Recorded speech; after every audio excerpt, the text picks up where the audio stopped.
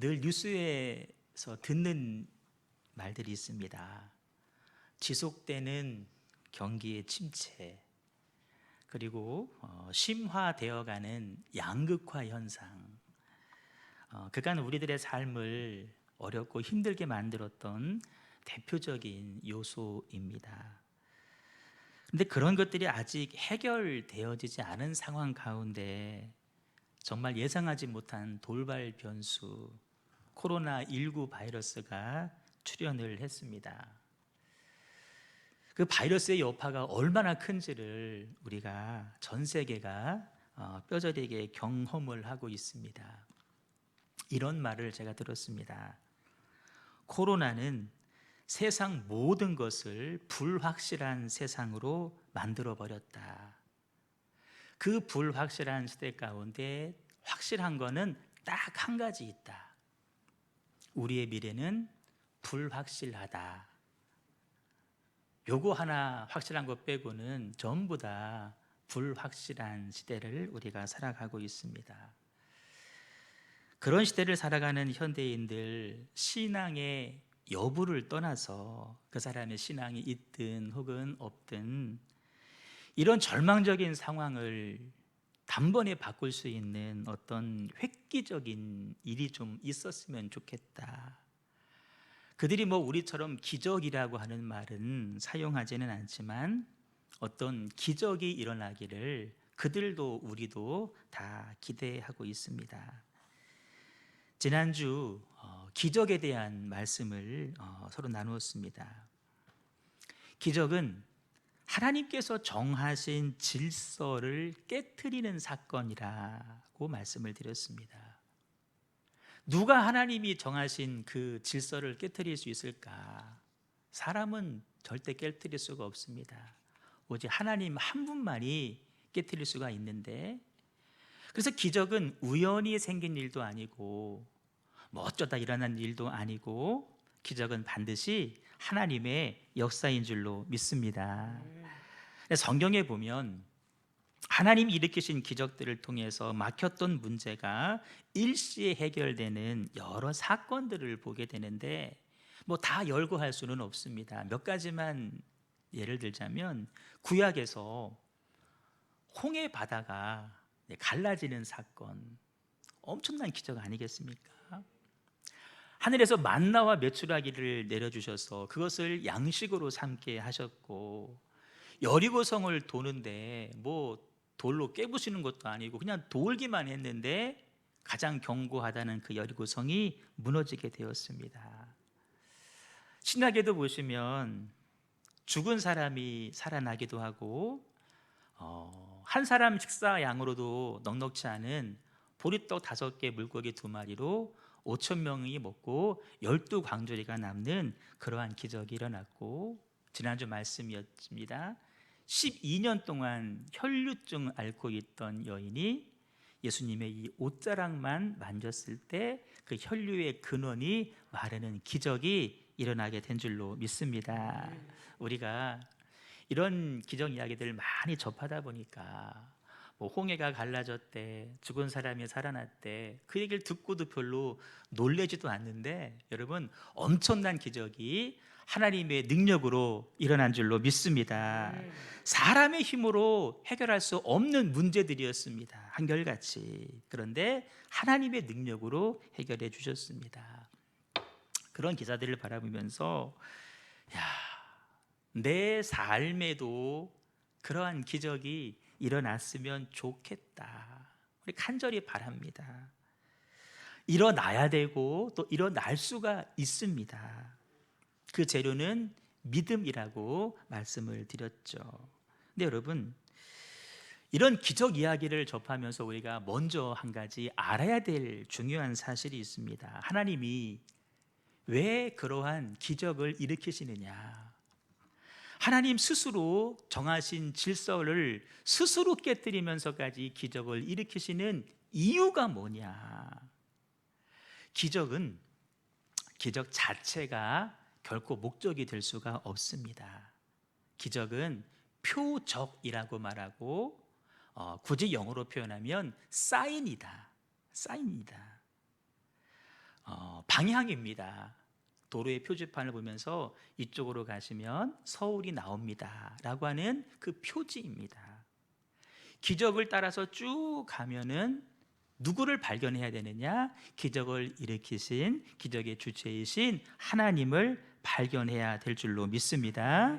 기적을 통해서 하나님이 드러나야 되고, 하나님의 하나님 되심이 나타나야 되고, 하나님을 알지 못했던 사람이 그 기적 때문에 하나님을 알게 되고, 하나님을 알되 희미하게 알던 사람이 분명하게 하나님을 알게 되고, 하나님을 믿지 않았던 사람이 하나님 앞에 돌아오는 것이 진짜 기적인 줄로 믿습니다.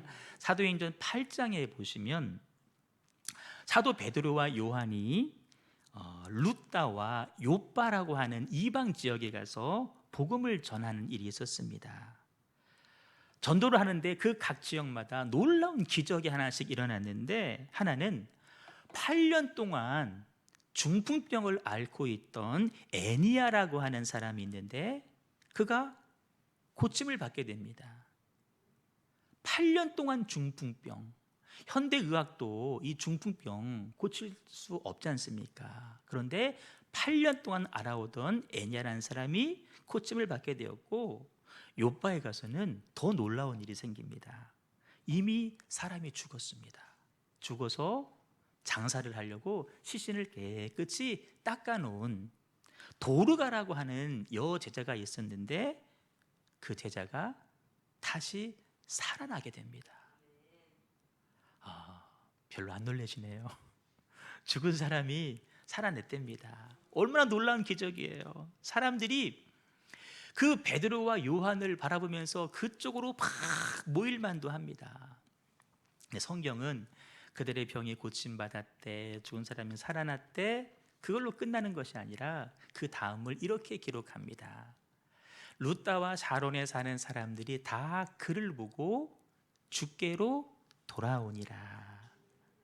온 요파 사람이 이 사실을 알고 많은 사람이 주를 믿더라. 여러분, 이것이 기적이 주는 참된 복인 줄로 믿습니다.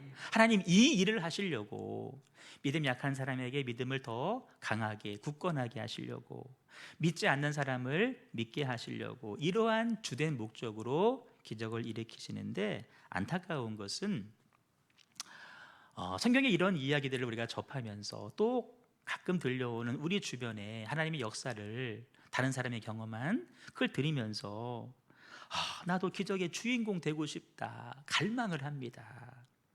그런데 방금 말씀드린 대로 기적의 주체이신 하나님까지 나아가는데 실패하는 경우들이 더러 있다는 것입니다. 베데스다 연못가를 한번 생각해 보십시오. 많은 사람들이 그 연못 주변에 모여 있습니다. 그들의 목적은 한 가지입니다. 내 육신의 질병 고치겠다. 근데 그들은 잘못된 신화 전설을 믿고 거기 와 있어요. 물이 동할 때, 움직일 때 가장 먼저 들어가는 사람은 낫게 된다라고 하는 잘못된 전설입니다. 그거 믿고 오직 뭐만 바라봅니까? 그 물만 바라보고 있습니다. 저 물이 언제 움직이나, 언제 움직이나. 모든 사람이 그러고 있습니다. 근데 그들이 누구를 바라보지 못하고 있습니까? 그 자리에 와 계신 치료의 근원이신 예수님은 바라보지 못하고 있더라는 것입니다. 물가에서 시선을 조금만 돌리면 예수님 계신데, 예수님 바라보지 않고 물가만 바라보는 그들의 실수, 우리도 범할 때가 더러 있다라는 것입니다. 또 하나 이런 우리가 실수를 범합니다. 주변에서 어떤 사람이 하나님의 능력으로 그 문제가 해결됐대. 얼마나 감사하고 기뻐할 일입니까? 나도 그 일의 주인공 돼야지 막 기도하는데 내 삶에는 그런 일들이 일어나지를 않습니다. 마음속에 생각하기를, 왜 나는 그런 일들이 일어나지 않지? 내가 객관적으로 봐도 나는 저 사람보다 더 기도 열심히 하고 더 충성하고 연신하는데 왜 하나님 내 삶에는 왜 기적이 일어나지 않습니까? 불평으로 바뀌어집니다. 그 사람과 나를 비교하게 되고, 내 믿음이 부족해서인가 봐, 스스로 자책하는 경우. 기적은 주로 믿음이 없는 사람, 믿음이 약한 사람에게 주셔서 뭐 다는 아닙니다. 근데 주로 믿음이 약한 사람에게 증거하심으로 그 믿음을 분명하게 하기 위한 것이 목적이라고 했습니다. 내게 그런 기적이 없다고 해서 여러분 절망할 일이 아닙니다. 하나님이 보실 때 나는 그런 기적이 없어도 하나님이 나를, 내 믿음을 인정하시는구나, 그렇게 이해하면 좋은데 나는 믿음이 없나 봐. 믿음이 없나 봐. 제가 실제로 서울에서 부목사 할 때 그 교회 안에 어떤 부흥회를 기점으로 해서 여러 가지 일들이 일어났습니다. 이렇게 기도하면 이렇게 손바닥에 이렇게 십자가 모양으로 금가루도 생기기도 하고 막 그랬습니다. 그런데 어느 믿음 좋은 권사님이, 기도만 하시는 권사님이 왜 나한테는 안 생기냐고 시험이 들어서 큰 어려움을 겪은 적이 있었습니다. 여러분, 그렇지 않죠.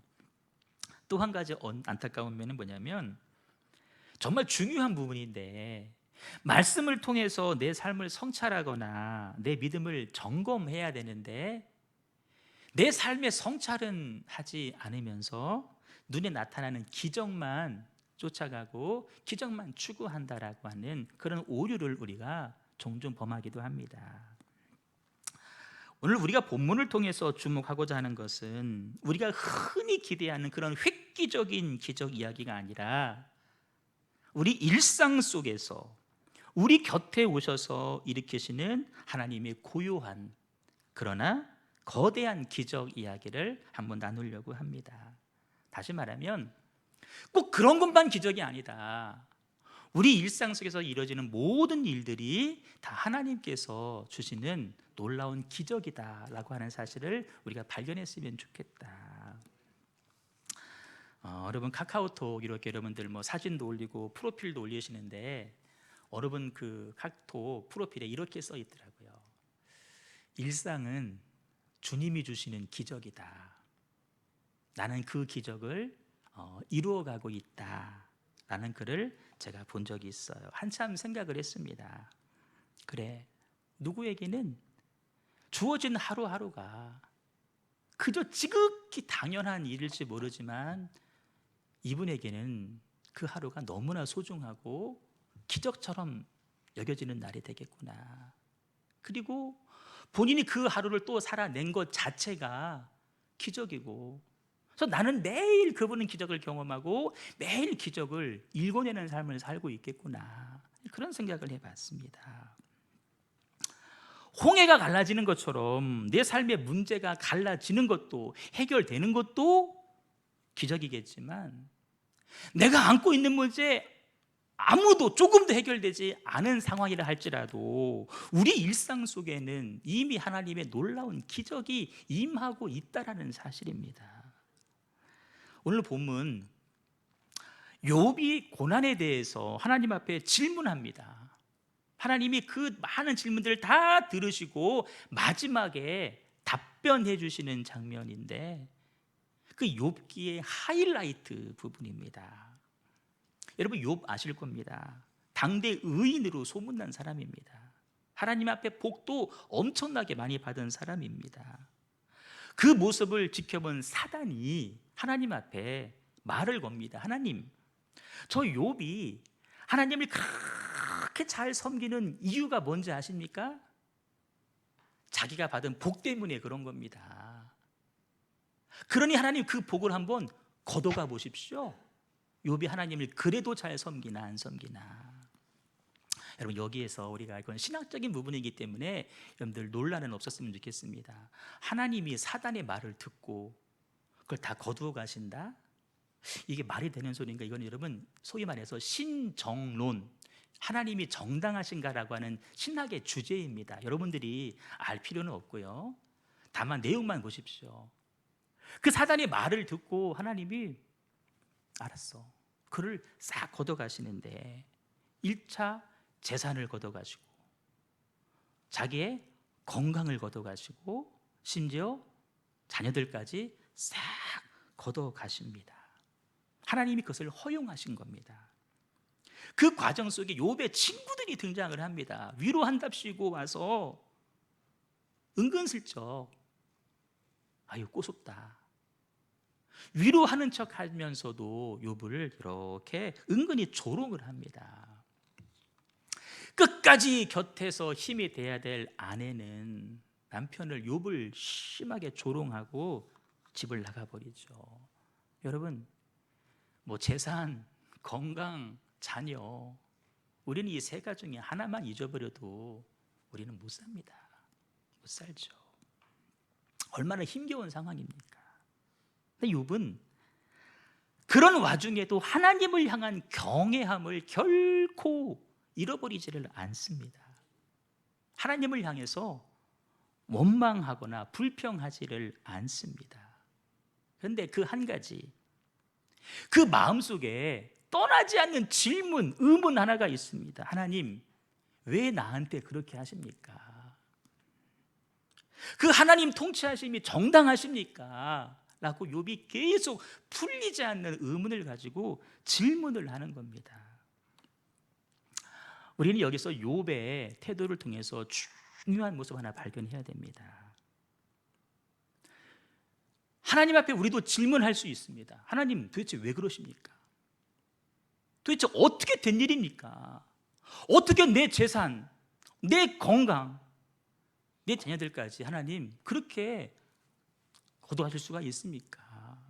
억울함을 토로할 수도 있는데 욥은 그 의문을 가지고는 있었지만 그 의문을 사람들 보는 앞에서 불평으로, 원망으로 내밀지 않았다는 것입니다. 자기 안에 풀리지 않는 숙제이긴 했지만 그것이 사람들 보는 앞에서 불평하거나 원망으로 결코 드러내지를 않았다는 것입니다. 이게 중요합니다. 자녀들 신앙교육의 중요한 요소이기도 합니다. 그들 보는 앞에서 불신의 말, 불평의 말을 하지 않는 것. 또 한 가지, 욥은 그렇게 의문이 들기는 했지만 그 마음 밑바탕에는 뭐가 있었느냐? 하나님을 향한 경외하는 마음만큼은 결코 흔들리거나 빼앗기지 않았다는 것입니다. 그 기본 바탕 안에서 하나님 앞에 묻는 겁니다. 하나님을 부정하는 것이 아닙니다. 하나님을 인정하면서 그 가운데 겸손하게 주님께 묻습니다. 다윗이 그랬습니다. 다윗의 시를 쭉 보시면 하나님 언제까지입니까? 하나님 언제까지입니까? 내가 언제까지 이렇게 도망 다녀야 되고 나를 죽이는 저 사람들은 언제까지 이렇게 잘 살아야 됩니까? 다윗의 많은 시 가운데에 탄원시가 있습니다. 가장 많은 시가 탄원시인데 그 서두는 이겁니다. 하나님 언제까지입니까? 질문이. 그런데 다윗은 그렇게 질문을 끝나지 않습니다. 쭉 가다 보면 중간쯤에 그 하나님을 향한 신뢰, 믿음을 고백을 합니다. 그리고 마지막에 하나님의 승리를 선언합니다. 그 서두의 절망과 불평과 원망으로 끝내지 아니하고 마지막은 하나님을 향한 믿음의 고백으로 마칩니다. 실제 하나님이 그 고백대로 다윗의 삶을 이끌어 가셨습니다. 욥이 하나님 앞에 정중하게 묻지만 그러나 욥이 모르는 게 하나가 있었습니다. 그게 뭐냐? 근데 그 한 가지가 욥에게는 아주 커다란 실수였는데 그게 뭐냐? 나와 지금 변론하고 있는 그분이 누구인지를 망각했다는 것입니다. 하나님인 거 알죠? 근데 그 하나님이 어떤 하나님인지를 욥이 망각한 채 하나님 앞에 질문하고 있었다는 것입니다. 왜 그랬을까? 당대 의인인 욥이 왜 하나님의 하나님 되심을 잊어버린 채 그런 질문을 했을까? 두 가지 이유 때문입니다. 자신이 겪는 고난에만 지나치게 집중해 있었기 때문입니다. 내 환경과 형편에만 너무나 몰두해 있었기 때문에 하나님의 본 모습을 잃어버린 것입니다. 또 한 가지, 자신의 무죄함, 나의 의로움에 대한 지나친 확신 때문이었습니다. 나 잘못한 거 없는데, 나 하나님 앞에 의로운 사람인데. 자기 자신에 대한 지나친 어떤 확신, 결국 하나님을 향해서 시선이 떨어져 버리게 된 것입니다. 욥의 이의를 제기하고 욥과 변론하시는 하나님은 어떤 하나님이시냐? 말씀해 보시면 중요한 내용이 있습니다. 자, 이게 안 나오나요? 맞죠? 한번 틀어줘 보세요. 38장 4절 6절. 배터리가 나갔나요? 4절 6절 한번 띄워줘 보세요. 나왔다. 자, 내가 땅에 기초를 놓을 때 네가 어디 있었느냐? 하나님이 물으시는 거예요. 욥의 그 많은 질문들을 다 하나님 다 들으셨어요. 다 들으셨어. 한번 해봐. 질문해봐. 다 듣고 내가 답할게. 또 답해봐. 내가 땅에 기초를 놓을 때 욥아 너 어디 있었니? 여러분 욥기가 시편 앞에 있다고 해서 시대적으로 뭐 이스라엘 뭐 다윗 뒤의 이야기가 아닙니다. 욥기는 창세기와 시대가 배경이 같습니다. 내가 땅에 기초를 놓을 때 창조할 때 욥 너 어디 있었니? 묻는 것입니다. 도량법을 정했는데 너 뭐 했니? 그 줄을 친 것, 왜 건축할 때 줄을 이렇게 띄우지 않습니까? 이 땅에 모든 줄을 띄울 때 욥아 너 뭐 하고 있었니? 모퉁이 돌 누가 옮겼니? 라고 주님이 물으십니다. 네가 묻는 나는 온 세상을 창조한 하나님이야 라고 답을 하십니다. 바다가 그 모태에서 터져 나올 때에 문으로 그것을 가둔 자가 누구냐? 무슨 말이냐면 바다가 있는데 바다의 물이 육지로 흘러오지 못하게 막은 자가 누구냐는 거예요. 바다의 물이 육지로 흘러들어오지 못하게 막은 자가 누구냐? 네가 한 거니? 아니다. 내가 한 거다. 그 이하에 쭉 말씀 보시면 아침, 별, 비, 이슬, 얼음, 서리, 별자리, 천체 이 모든 것을 만든 자가 누구냐? 나 하나님이다 라고 말씀을 하십니다. 무슨 말인지 아십니까? 욥이 질문할 때에 하나님이 그래 너 질문했어? 내가 누군지 보여줄게 하고 새로운 뭔가를 기적으로 그때 즉흥적으로 만들어서 보여주신 것이 아니라 이미 다 하나님께서 만들어 놓으신 것들을 열거하시면서 너 그거 바라보면서 어떤 생각이 드니? 너 그거 누리면서 나를 향해서 감사한 마음 갖고 있니? 라고 물어보시는 겁니다.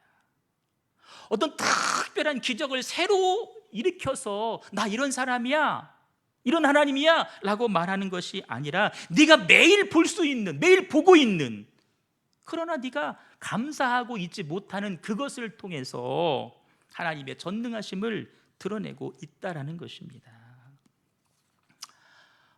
새로운 뭐가 기적이 아니라 이미 우리 가운데 주어진 일상이 뭐다?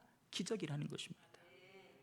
그 하나님의 대답 앞에 욥이 더 이상 할 말을 잃었습니다. 이렇게 말을 합니다. 읽습니다. 시작.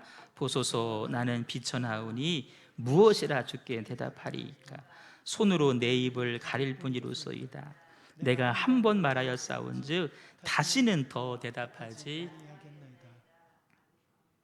자기 자신을 발견한 겁니다.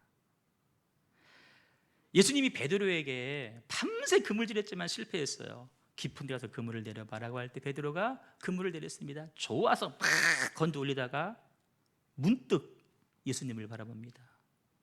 그렇구나. 저분이 말씀하시면 나는 밤새 그물질했지만 하나도 못 잡았는데 저분 말씀대로 하니까 고기가 잡히는구나.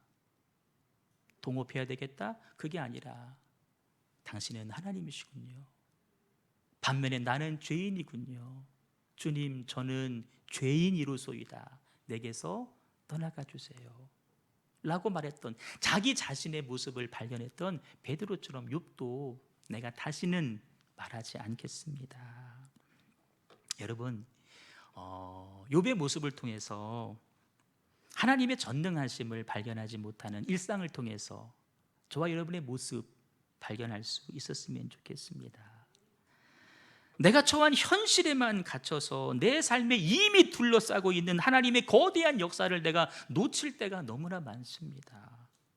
내 눈앞에 즐거움과 내 눈앞에 어떤 이익만을 쫓아가다 보니까 이미 펼쳐져 있는, 감싸 있는 하나님 되심을 내가 바라보지 못하고 도리어 불평하고 원망하며 살았던 내 삶, 내가 뭐 조금 손해본 것 때문에 그 억울해해서 지금도 역동적인 은혜와 하나님의 사랑이, 구원의 역사가 내게 임하고 있음을 내가 발견하지 못하는 나 자신을 바라보면서 내가 그동안 감사 대신에 원망과 불평으로 내 삶을 채워오고 있었구나.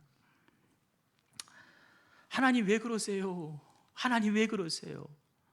마치 부모의 그 뜻을, 의지를 모르는 자녀들처럼 엄마 왜 그래? 알지도 못하면서 왜 그렇게 살고 있지는 않았는가? 그렇지도 못하면서, 감사하지도 못하면서 다른 기적 좀 보여달라고, 하나님 왜 나한테는 기적이 안 일어나냐고, 우리 그렇게 살고 있지는 않았는가? 조금만 주의를 기울여 보면 일상 속에서 얼마나 놀라운 하나님의 기적이 있음을 알게 될 것입니다. 우리가 사람이 숨을 쉬죠. 숨을 쉽니다. 세보셨나요? 몇 번 숨을 쉬는지? 우리들은 못 셉니다.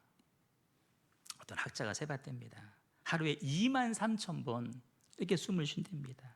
우리의 심장이 지금도 콩닥콩닥 뜁니다. 하루에 10만 번가량 뛴답니다. 10만 번. 우리 몸속에 피가 돌죠. 피가 하루 도는 거리를 재봤더니 2억 7천만 킬로미터를 피가 돈답니다. 2억 7천만 킬로미터. 아무도 안 돌려시네요. 지구를 아마 수십 바퀴 돌아야 될 거리를 우리 몸에 피가 돌고 있는 겁니다. 이 중에 어느 하나만 이상이 생기면 우리 건강에 적신호가 생깁니다. 심하면 죽음까지 경험하게 됩니다. 그런데 여러분, 이 놀라운 일들, 피가 돌고 숨을 쉬고 심장이 뛰는 거, 폐가 막 자동으로 움직이는 거, 이 일을 위해서 우리가 한 노력이 뭐가 있나? 내가 한 노력 아무것도 없습니다. 아무것도 없습니다. 무슨 말이냐? 우리의 몸은 생명을 주관하시는 하나님의 전적인 은혜인 줄로 믿습니다. 근데 내가 그거에 대해서 감사하고 있느냐?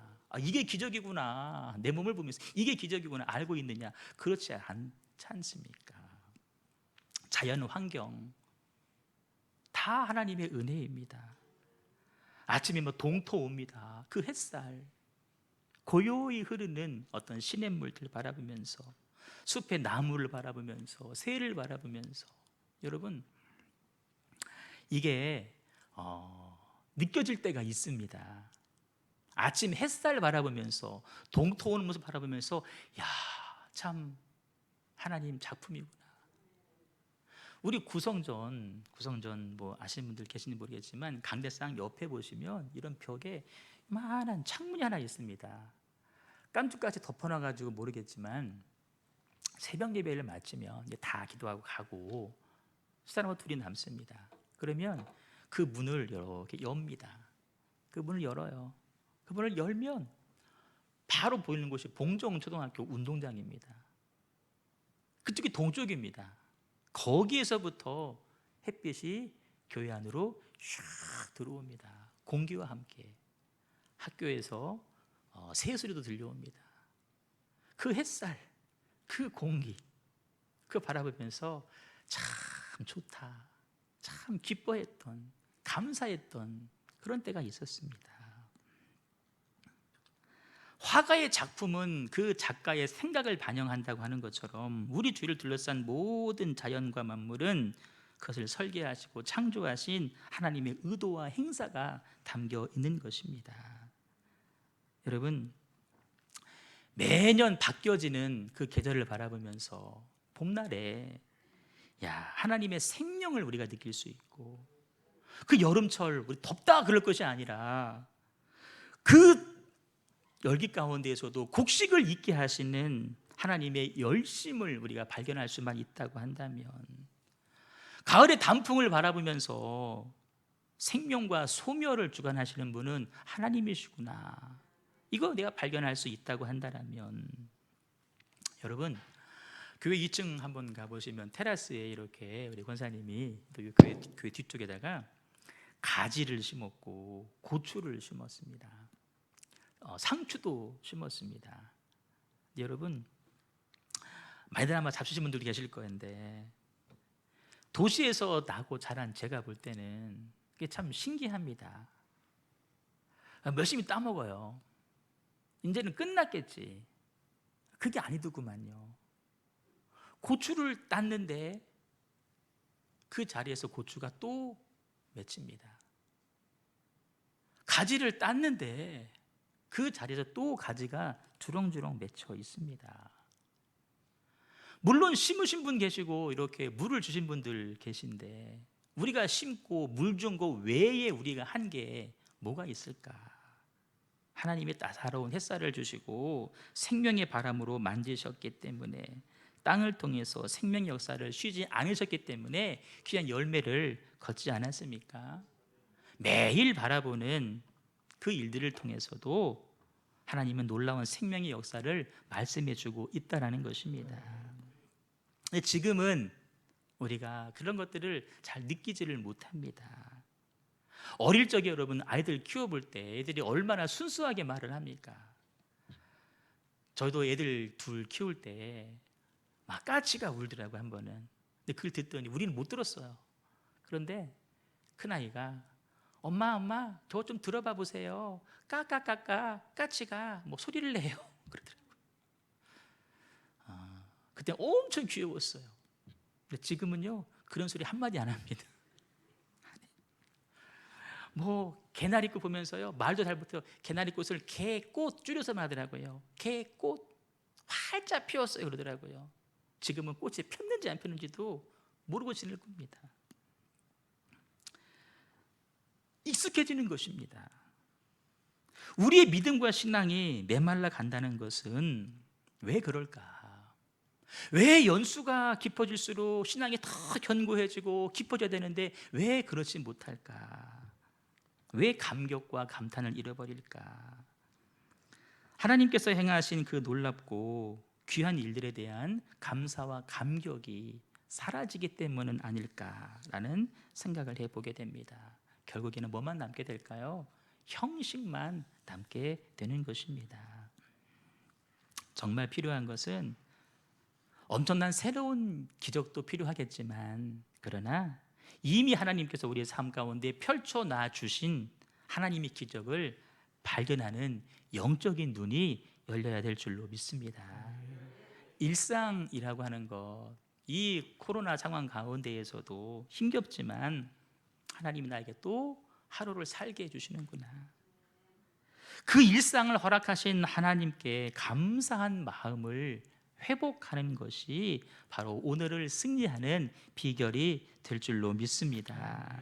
여러분 정말 아무것도 아닌 일, 지난주 아버님이 건강이 좀 많이 약해지셔서 또 코로나도 있고 그래서 이제 지하철 뭐 많이 힘들고 그래서 모시고 병원을 가려고 서울에 갔습니다. 세브란스에 갔는데 비뇨기 계통에 문제가 생겼습니다. 어머니 말로는 소변을 못 봐서 배가 이렇게 막 불러오기도 했고 이렇게 막 빼냈다고 해요. 얼마나 힘들어요. 비뇨기과 병동에 갔는데요, 세상에요 사람이 너무너무 많아요.